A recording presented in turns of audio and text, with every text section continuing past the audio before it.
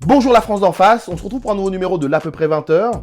Aujourd'hui, on va parler de Kamala Harris, la nouvelle vice-présidente des États-Unis. À peu près 20h, c'est 3 infos vers à peu près 20h. Kamala Harris n'est pas la plus progressiste des démocrates. Un exemple, en 2015, lorsqu'elle était procureure de Californie, elle n'a pas pris position sur un projet de loi visant à rendre systématiques les enquêtes indépendantes lorsque des violences policières entraînent la mort. Les Noirs et les Latinos, souvent victimes de ces violences, lui en ont longtemps voulu. En tant que procureure, elle a été très dure avec les consommateurs de cannabis, de nombreuses incarcérations. La Californie, pourtant, quelques années plus tard, rendra légale la vente et la consommation de cannabis. Elle a aussi été très dure avec une personne trans en détention. Elle lui a conseillé d'aller voir un thérapeute plutôt que de faire le choix frivole d'un traitement. Kamala Harris, son père d'origine jamaïcaine, est un économiste reconnu. Sa mère, d'origine indienne, était une oncologue réputée. Avant de se lancer en politique, elle a d'abord été procureure de San Francisco, puis de Californie. Elle a souvent été la première femme à occuper certains de ces postes, comme aujourd'hui celui de vice-présidente des États-Unis. Quoi qu'on en dise, son parcours est exemplaire. C'était l'à peu près 20h, le credo, parler plus de ce dont on parle moins. On se retrouve demain pour de nouvelles informations sur ce pitch.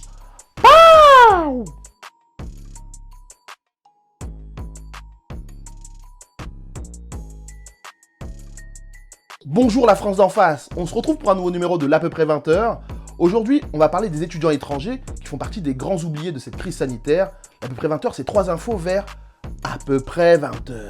Il y a urgence pour beaucoup d'étudiants étrangers. Ils n'ont pas pu renouveler leur titre de séjour en temps et en heure. Avec cette crise sanitaire, les préfectures tournent au ralenti.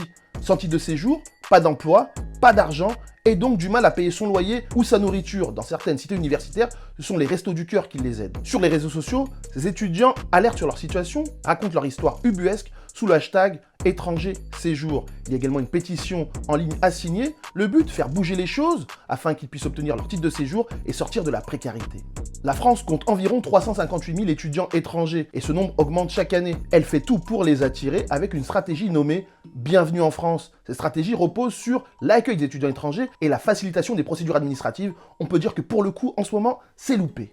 C'était l'à peu près 20h. Le credo, parler plus de ce dont on parle moins. Aujourd'hui, c'était les étudiants étrangers. On se retrouve demain pour de nouvelles informations. N'hésite pas à liker, partager et commenter. Sur ce, pitch.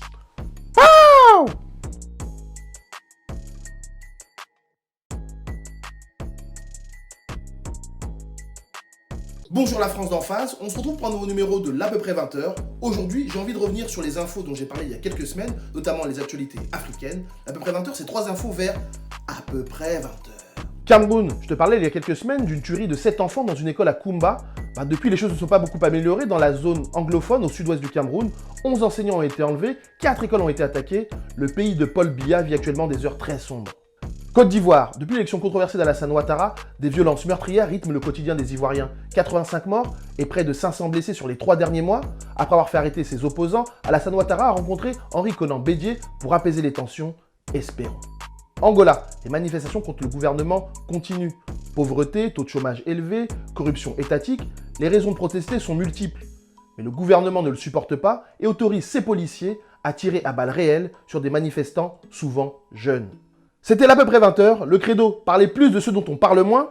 On se retrouve demain pour de nouvelles informations.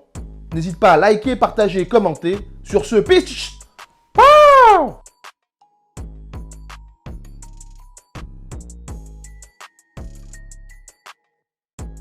Bonjour la France d'en face, on se retrouve pour un nouveau numéro de l'à peu près 20h. Aujourd'hui c'est vendredi, le vendredi ici c'est Netflix. Aujourd'hui ce sera un peu spécial, on va parler d'un acteur, de sa carrière et d'un film. À peu près 20h, c'est 3 infos vers à peu près 20h.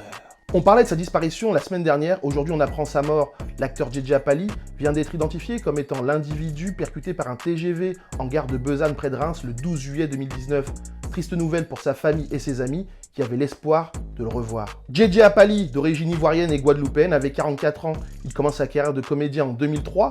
Il joue dans des films de Jean-Pierre Mocky, Claire Denis ou encore François Ozon. Son premier rôle, il l'obtient dans Après l'océan d'Eliane Delatour. Et son dernier grand rôle, c'est dans Le Gang des Antillais de Jean-Claude Barny. Le Gang des Antillais de Jean-Claude Barny, dispo sur Netflix, est un film inspiré de l'histoire vraie de Loïc Léry. En France, dans les années 70, de jeunes Antillais en difficulté financière s'associent pour braquer les bureaux de poste. Mi-film d'action, mi-film d'auteur, à voir pour admirer la performance de JJ Apali dans le rôle principal. C'était à peu près 20h, le credo parlait plus de ce dont on parle moins. Aujourd'hui, on a une pensée spéciale pour la famille de JJ Apali. On se retrouve la semaine prochaine pour de nouvelles informations. N'hésitez pas à liker, partager et commenter. Sur ce, pitch.